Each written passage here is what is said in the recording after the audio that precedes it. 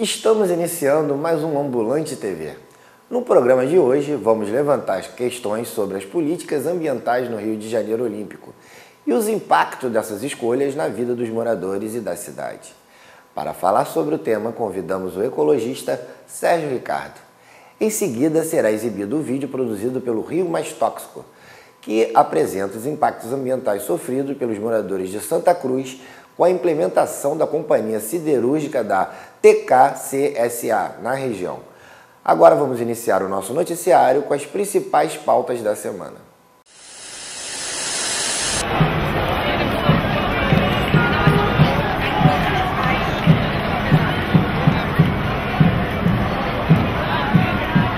Pessoal, aqui é a Ambulante TV para você, ó. Show de bola, Ambulante TV.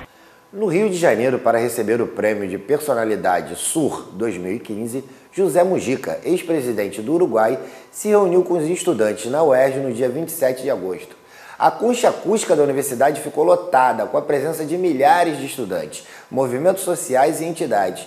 O Ambulante TV foi até lá para acompanhar a visita de Mujica e veja só como ficou. La libertad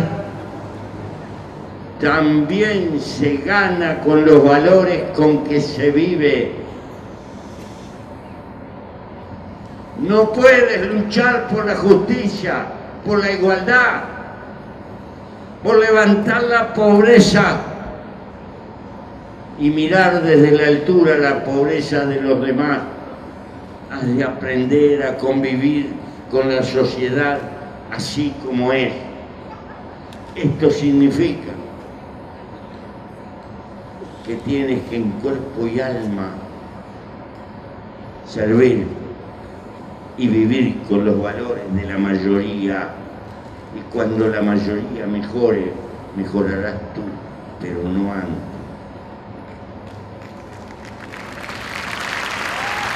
Porque si no le damos oportunidad al golpismo de derecha, ¿saben por qué?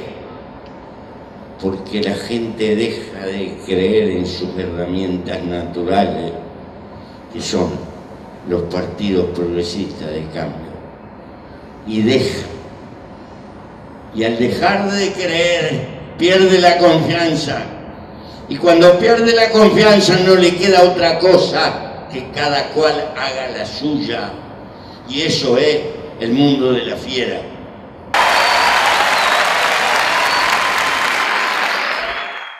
Protesto em frente ao Consulado do México, no Rio de Janeiro, denuncia a violência do governo mexicano e o desaparecimento dos 43 estudantes de Ayotzinapa em 2014. Manifestantes também entregaram carta direcionada ao presidente mexicano Enrique Peña Nieto, cobrando providências. Há quase um ano, 43 estudantes que lutavam pela educação pública desapareceram no México. A repressão da polícia e do governo mexicano permanecem até hoje. Ativistas realizaram um protesto aqui no Rio de Janeiro, em frente ao Consulado do México, para denunciar essa situação e exigir respostas do governo mexicano. Então, a gente só pode contar com as nossas próprias forças. A gente recebeu lá a resposta da cônsul, mas a gente sabe que se depender do Estado, da burocracia, isso vai se desenrolar ao longo dos anos. É importante que todos se manifestem ao redor do mundo, porque é a única maneira que a gente tem para se defender. Se a gente não faz nada, a polícia se sente mais forte para agredir os manifestantes. Então, como o pessoal já disse, na quarta-feira completou 11 meses. E agora, no próximo dia 26, vai completar um ano do desaparecimento dos 43. Eu acho que todas as forças de esquerda aqui do Rio, do Brasil, a gente podia fazer alguma coisa conjunta, um ato para não deixar esquecer e falar que a gente está atento, para que eles não se sintam fortes para continuar agredindo os militantes de esquerda na luta por melhores condições de vida. Vivos os queremos, vivos os levaram, vivos os queremos, levaram, vivos os queremos. Chega aí, gente, vamos comer aqui a tapioca da Leni, a melhor tapioca da cidade. Aí, os preços aqui, ó, sabores. Chega aí, gente, vamos conferir. Olha a tapioca da cidade, chega mais. Senão vamos se arrepender. Show de bola. Vamos lá, chega mais. Nosso queridíssimo repórter Rodolfo Targino conversou com o ecologista Sérgio Ricardo sobre as políticas públicas para a despoluição da Baía de Guanabara e a questão da crise hídrica na cidade do Rio de Janeiro. Confira agora mais um bate-papo do Ambulante TV. Hoje, o Ambulante TV veio até o UERJ para realizar mais um bate-papo do programa. Estamos recebendo Sérgio Ricardo, que é ecologista e fundador do movimento Bahia Viva. Sérgio, seja bem-vindo ao Ambulante TV. Para começar o nosso bate-papo, Sérgio, você poderia falar um pouco da sua história, como começou a sua militância na área ambiental? Eu sou nordestino, eu sou do Rio Grande do Norte, né? E morei na minha infância em Altamira, no Pará, onde foi construindo o Belo Monte. Nos anos 80 eu vim aqui para o Rio de Janeiro com a minha família. Enfim, meu pai era militante de esquerda desde os anos 60, durante a ditadura no Pará. E nos anos 80 eu comecei a participar do movimento secundarista, na reconstrução da Associação Metropolitana de Estudantes de Secundarismo, e a partir daí do movimento ecológico. Ô Sérgio, agora muito se fala aí, né, a mídia está dando grande visibilidade para essa questão da despoluição da Baía de Guanabara, né? Mas sabemos que isso não é um assunto de agora. O programa de despoluição da Baía de Guanabara foi lançado com muita pompa durante a Rio 92, mas até agora o programa ele não foi executado de forma, né, total.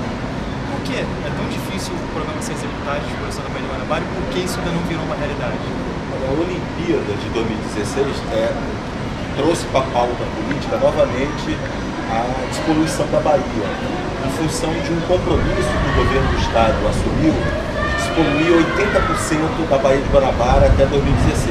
Essa meta ela foi sempre uma meta irreal, foi uma manipulação da opinião pública e a maior parte das obras estão atrasadas, principalmente a construção do tronco coletor de esgoto. O Banco Interamericano de Desenvolvimento financiou a construção de grandes estações de tratamento de esgoto em São Gonçalo, no Caju, na Pavuna, Saracuí, reforma da estação de tratamento de esgoto da Ilha do Governador, de Paquetá.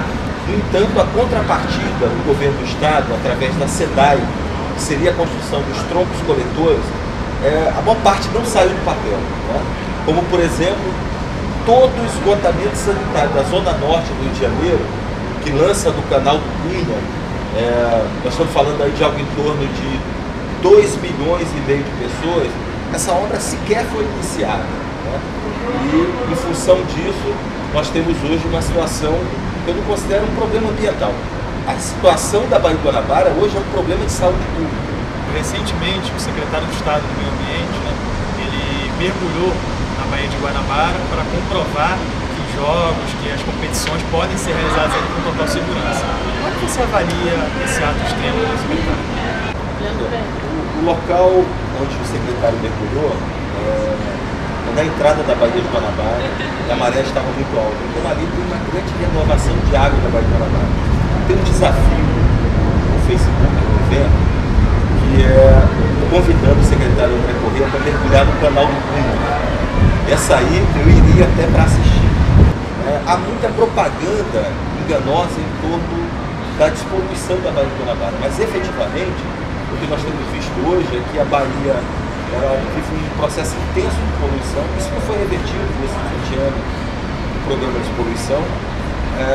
A Secretaria do Ambiente promoveu um festival de licenciamentos ambientais sem avaliar em conta a capacidade de suporte do ecossistema da Bahia. Nós temos hoje áreas de exclusão de pesca muito amplas, em que o pescador, se for pescar, ele é considerado um criminoso ambiental. Hoje apenas 13% da superfície da Baía de Guanabara está destinada à pesca. Há 15 anos atrás era 66% do território da Bahia.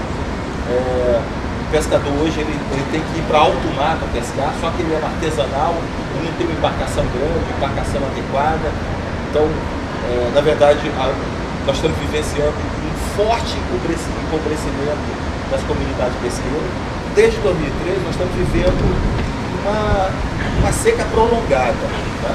E o Estado do Rio de Janeiro não fez o seu dever de casa, muito pelo contrário. Na última década houve o licenciamento dos mega empreendimentos industriais imobiliários, Estou falando aqui da siderúrgica alemã PKCSA da Baía de Sepetiba, da refinaria do Comperj em Itaboraí, do Porto do Açu, do empresário Eike Batista e vários outros grandes empreendimentos. O uso prioritário do Estado do Rio de Janeiro tem sido para disponibilizar água ao parque industrial e não para o abastecimento humano. Então o modelo de desenvolvimento em curso, ele é energo-intensivo, ele é altamente consumidor de água e de energia. E isso tem intensificado os problemas nesse momento que nós estamos vivendo, um período de escassez. Além disso, a bacia hidrográfica do Rio Paraíba do Sul, ela está quase completamente desmatada. Tá? E a floresta é fundamental como produtora de água. E existe o que eu chamo das falsas soluções. Algumas obras que foram anunciadas pelo governo do estado, como por exemplo a barragem projetada para o rio Guapiaçu, Cachoeira de Macacu, ela vai agravar os problemas de falta d'água no leste da Baía de Guanabara, onde nós temos municípios populosos como Niterói, São Gonçalo e agora Itaboraí. Essa barragem prevê o desmatamento de 10 milhões de árvores da Mata Atlântica, a remoção de 1.200 famílias, pequenos agricultores, inclusive que moram e produzem assentamentos rurais. Se essa barragem for construída, há um prejuízo econômico estimado de 120 milhões por ano, uma vez que o município de Cachoeira de Macacu produz 40% dos produtos, das hortaliças, das verduras, dos legumes que chegam ao SEAS e às feiras livres da região metropolitana. Então, é uma falsa solução. Você imagina combater a crise hídrica promovendo mais desmatamento. Acho que nós temos aqui no Rio de Janeiro investir mais em reflorestamento, no tratamento do esgoto, né? Em um novo modelo de desenvolvimento urbano industrial, né? No reuso de água, inclusive o reuso industrial, que o Brasil está bastante atrasado, e considero determinadas propostas como a dessalinização de água, que também está sendo proposta pelo governo do estado, uma verdadeira insanidade no atual cenário econômico do Brasil. Quer dizer, a dessalinização de água, existe tecnologia disponível, vários países já utilizam. No entanto, isso vai encarecer muito a conta do consumidor residencial. Então não é uma realidade para um país em desenvolvimento como o Brasil. Quer dizer, nós não podemos combater a crise hídrica onerando mais ainda a população. Sérgio, além da questão da Baía de Guanabara, nós também temos as questões das lagoas da Barra da Tijuca, que estão sofrendo, né, por causa das obras olímpicas. Nós temos a construção de um campo de golfe numa área de reserva natural, ambiental, né? Por que tanta prefeitura como o governo do estado ainda continua dando concessões para essas empresas que geram um grande impacto ambiental na cidade? Eu vejo assim com muita tristeza a Câmara de Vereadores do Rio de Janeiro aprovou uma mudança no zoneamento urbano, né, para autorizar a construção do campo de golfe olímpico e a construção de prédios de até 22 andares. Isso é uma brutal especulação imobiliária numa região que tem um reconhecido valor ecológico. Existem espécies ali ameaçadas de extinção naquele local e houve um desmatamento de 1 milhão de metros quadrados. Né? Desperdício enorme de água, enfim.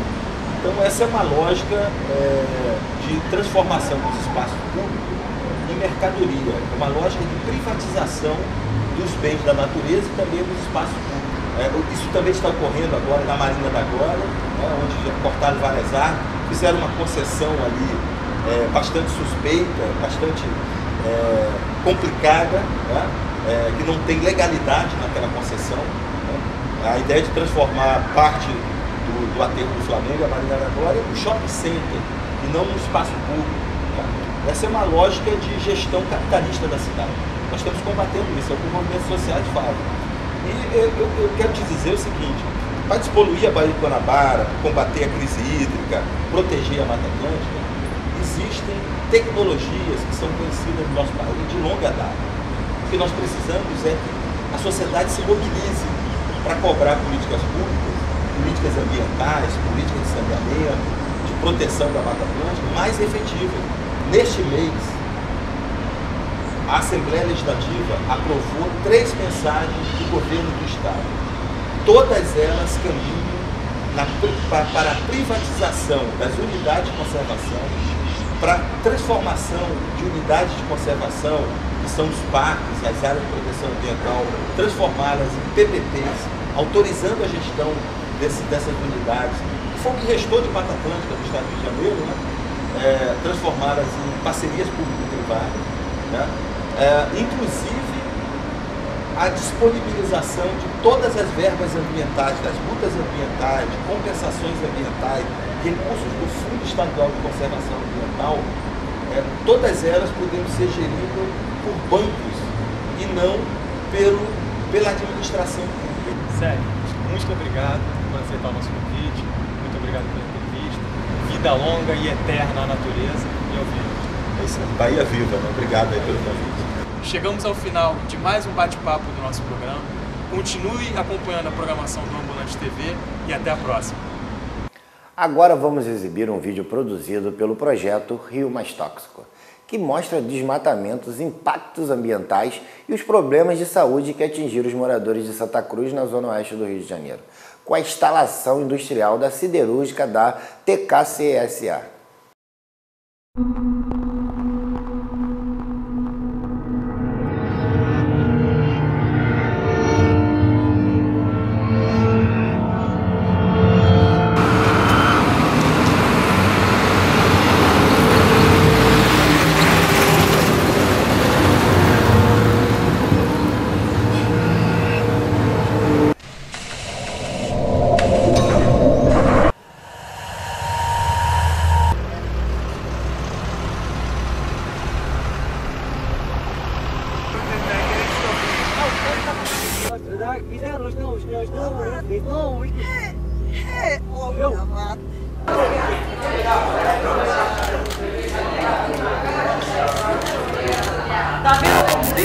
Aqui, depois que começou essa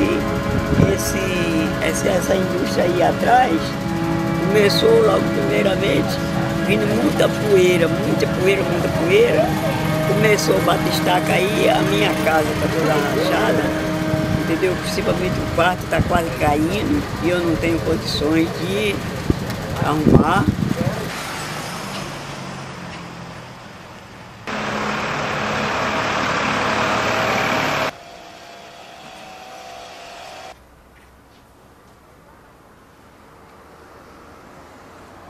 Eles mudaram o canal São Fernando, que era direto, agora passa aqui atrás da minha casa, joga lá no Rio Guandu. Tinha muito bicho, capivara, jacaré. Ó, tem um jacaré preso ali, nesse canal podre aqui, ó. Ele vai até lá em cima e volta no meio dessa podridão. Por quê? Porque não tem, tadinho. Pra onde que ele vai sair? Não tem jeito. Né? E as capivaras, as filhotinhas, o jacaré, ó. O meu tudo. Largato, veio muito largato pra minha horta. Cobra, pegaram uma jiboia aí dentro. Eles pegaram, eles vieram, né, o bombeiro pegou e levou e soltou longe. Cobra coral, na minha horta apareceu muita cobra coral. Até dentro da minha casa tinha uma cobra coral. Ela entrou e ficou lá no cantinho. E, né, então, quer dizer, foi um desmatamento que a gente, sabe, a gente fica muito triste. Isso aconteceu em 2010. Eu comecei a ficar inchada, só que eu não sabia o que era. Aí o médico mandou eu fazer vários exames para ver o que era, estava causando isso. Eu pensei que fosse uma sinusite, porque a dor na face é muito grande, a tonteira, ânsia de vômito, dor no ouvido, até inflamação no ouvido, os olhos parece que vai cair, de tanta dor. Aí eu fiz a tomografia, fiz o exame e constou que eu tenho alergia devido ao pó da CSA, tanto que o médico ele teve que sair daqui do posto de saúde porque estava sendo ameaçado de morte. Porque ele foi, no caso, eu fui a única pessoa que tive o laudo. Eu fui a única pessoa que o médico passou. Depois desse dia que ele passou, ele teve que sair daí. Quem estava ameaçando? A CSA. Estava ameaçando o médico de morte? Médico, sim. Porque ele falou a verdade. Porque a gente vai no posto de saúde, eles não falam o diagnóstico certo. E tanto que ele falou comigo, o médico falou comigo assim, olha, eu vou falar para você, mas eu tô correndo risco.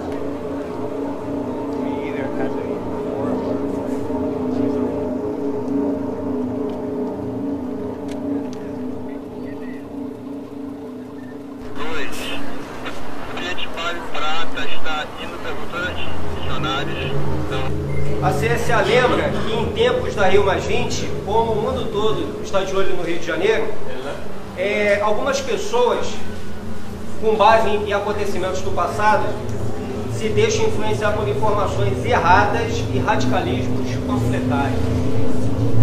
E buscam se aproveitar do momento para protestar contra o nosso trabalho. Ou seja, nós somos os radicais que estamos levando a informação errada para a sociedade.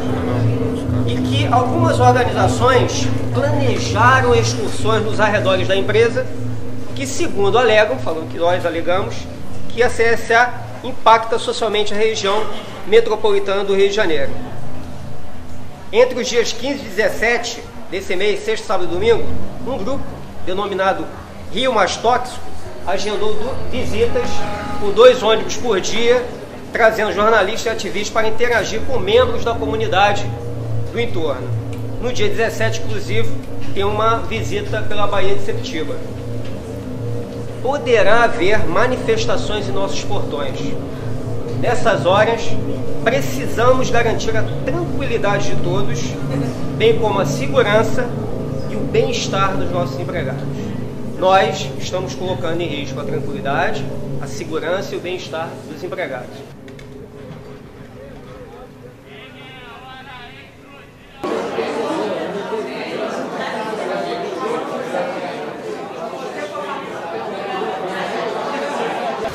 E a gente hoje foi ficar resfriada, às vezes eu tô rouca. Meu filho, a mãe, que a senhora tem? Eu não sei, porque eu não tô resfriada. Aí começa aquele rouquidão. Minhas filhas, minhas netas têm problema de sinusite. A minha filha nunca teve problema de sinusite. Pegou sinusite também. Nós achamos e acham que é devido à poluição, que é demais. Quando está chovendo, até para um pouquinho, mas quando o sol tá quente, quando esquenta muito, é muita poeira.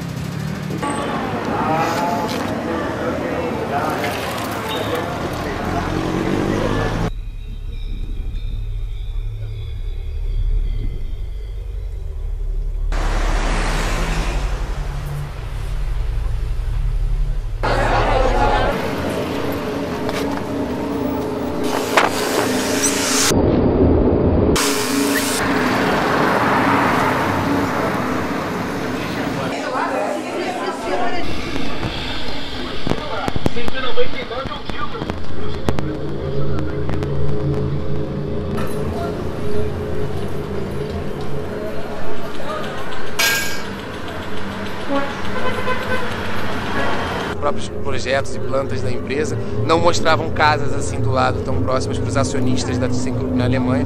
Dizem que isso aqui na verdade é um grande gramado com bosques e coisas do tipo, quando na verdade tem pessoas morando aqui e a siderúrgica está quase em cima da cabeça delas. A CSA fez o desvio de um canal São Fernando aqui, daí em diante nós começamos a ter enchente. Conjunto São Fernando aqui, entendeu? Agora constantemente, pensou em chover, o conjunto enche. Aí perdemos móvel, inclusive tá aí a Anaconda ali, ó, aquela Anaconda é de lá, tá jogando o esgoto nosso lá dentro do São Francisco, que o próprio INEA foi lá, botou a bomba lá jogando até fazerem uma obra, que está fazendo uma obra, vamos ver se dá resultado, entendeu? A CSA alega que lá sempre teve enchente, mentira, falou que 88 nós tivemos sim, uma cheia lá, foi em 96, mas foi o Rio de Janeiro todo. Eu moro lá há 30 anos, nunca teve enchente. Depois que a CSA desviou o rio, tem constantemente. Igual você falou que 88, diz assim, de 20 em 20 anos. Mentira, porque 88 alagou lá o japonês, alagou não sei aonde, a gente não ficou sequinho ali. Entendeu? Isso aqui, ó, quando chovia, isso aqui tudo enchia d'água. E nós lá nunca sofremos esse problema. Agora não precisa chover não. São Pedro falou, vai chover, vocês já estão na água. Entendeu? Aí o seu Luiz Cláudio diz que lá é não, porque lá é 1,40 m abaixo do nível do mar. Eu perguntei ele se o conjunto afundou. Porque eu moro lá há 30 anos, não era. Agora que a CSA veio para cá, será que o peso daqui fez o conjunto fundar? Já era mais baixo, sempre foi mais baixo, mas nunca alagou. Então foi o desvio do rio, foi. Entendeu? Agora, igual tem pessoas lá, a gente está com um processo indenizatório para ver se a gente consegue pelo menos receber alguma coisa do que nós perdemos. Que na verdade, o que eu falei pro cara, eu quero ganhar essa questão, não é nem financeira, é moral. Se a justiça me der causa ganha, tu vai falar que tu vai ganhar 10 reais, eu estou satisfeito. Só pela questão moral, porque a gente tem que aprender que não pode vir para cá, fazer o que quer e a gente vai ficar com o braço cruzado. Olha, é difícil. Eu ainda não abandonei minha casa e aluguei uma porque eu não tenho condição. Porque se eu tivesse, eu já estava longe daqui, porque do jeito que está, não pode continuar. Né, eu estou tratando com médico particular, porque o médico do UPA vai lá com problema respiratório, ele fala que é coluna. E a gente sabe que não é coluna. Aí vou, né, pago o médico particular, chega lá, eles passam, senhora, só está com o pulmão todo carregado, passa antibiótico. E nós vamos viver dessa maneira?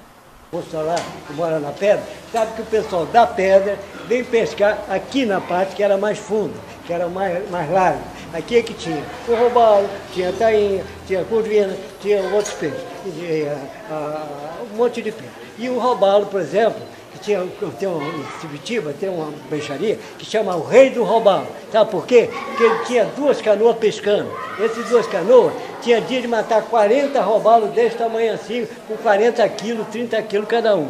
Hoje você não vê isso nem em lugar nenhum, um robalo dele. Então, o robalo hoje é dentro do rio, desse tamanhozinho, desse tamanho, mas olha aqui dentro do rio, onde ele diz que a gente não pode pescar, que ele está dizendo. Entendeu? Que aí é proibido já pela CSA, a gente pescar. Aquela foto ali, tá ali, tá lá. Então é o seguinte, não pode, olha lá, está impedindo tudo. Quer dizer, então você não pode. Antes eu fui pescar, aí passando fome, fui apoiar o barco aqui em cima. Eu vi lá de baixo, quando eles estavam com as lanchas, eles tinham as lanchas voadoras, que vem em cima de mim, igual ele que está ali, e vem a lancha, e eu estou vindo na minha mão. Que diz que não tem mão, mas tem mão. Quem sabe de barco sabe que tem mão, você anda do lado do rio, o outro anda do outro. Então ele vem na minha frente, vem em cima de mim. Eu quando eu vi outras coisas, aqui no meu lado, tinha um danado de um burão, onde passava água com alta pressão, que eu não podia bater nele. Então é o seguinte, vinha eu encostado aqui. Quando eu vi que a lancha vinha, foguei para cima do tubarão e ele passou. Quer dizer, isso acontecia toda hora com os pescadores. Quer dizer, então os pescadores estão sendo expulsos desde o começo deles, não foi agora, é antes, quando eles começaram a fazer, já começaram a expulsar. Depois disso, com a conveniência da nossa marinha, que ainda, que a fiscalização tem pedido da gente pescar ali, né, perto dele. Prende os barcos, prende os pescadores que vai de remo, coitado. Pescador, aquele que é pobre, que não tem barco, não tem nada. Então o Kaique, e vai com a tarrafinha dele para matar a fome, quando aqui pelo rio. Como não tem peixe no rio, ele tem que ir lá embaixo. Quando chega lá perto quando a marinha vem e proíbe eles, vocês vão embora, que então não vão te prender, que encontrar daqui a 5 minutos. Eu falei que quando o cara vem, quando que então nós vamos tomar o teu material e coisa. Esse ainda foi legal, mandou o cara embora. Quer dizer, é assim que está acontecendo.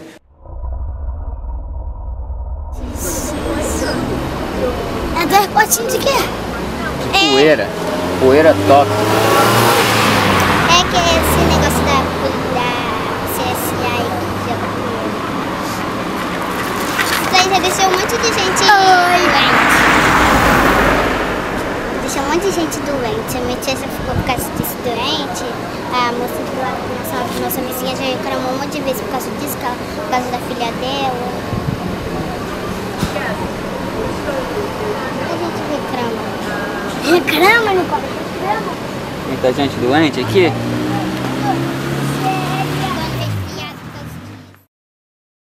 Bem, pessoal, chegamos ao fim de mais um Ambulante TV. Curta a página do Ambulante TV no Facebook e assista os programas anteriores no nosso canal no YouTube. Até a próxima!